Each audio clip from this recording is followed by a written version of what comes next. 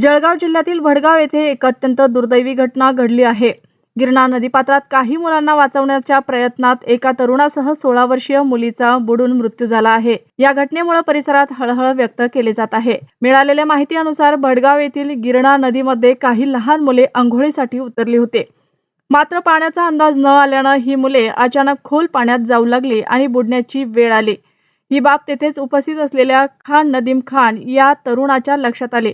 मुलांचा जीव धोक्यात असल्याचे पाहताच त्यानं कोणताही विचार न करता तातडीनं नदीत उडी घेतली आणि मुलांना वाचवण्याचा प्रयत्न सुरू केला। खान नदीम खान यांनी धाडस दाखवत दोन्ही मुलांना सुरक्षितपणे नदीबाहेर काढले। मात्र तिसऱ्या मुलीला वाचवण्याचा प्रयत्न करत असताना पाण्याच्या खोलीचा अंदाज न आल्यानं ते स्वतःही अडकले। यावेळी काफिया शरीफ इंजारी ही 16 वर्षीय मुलगी देखील पाण्यात बुडाली आणि दोघांचाही दुर्दैवी मृत्यू झाला।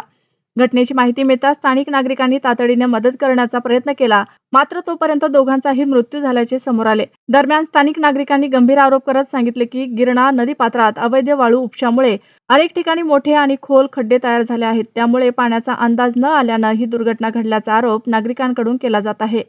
या प्रकरणी भडगाव पोलीस ठाण्यात अकस्मात मृत्यूची नोंद करण्यात आली असून पुढील तपास सुरू आहे। या घटनेमुळे संपूर्ण परिसरात शोककळा पसरली असून खान नदीम खान यांच्या धाडसाचेही कौतुक केले जात आहे।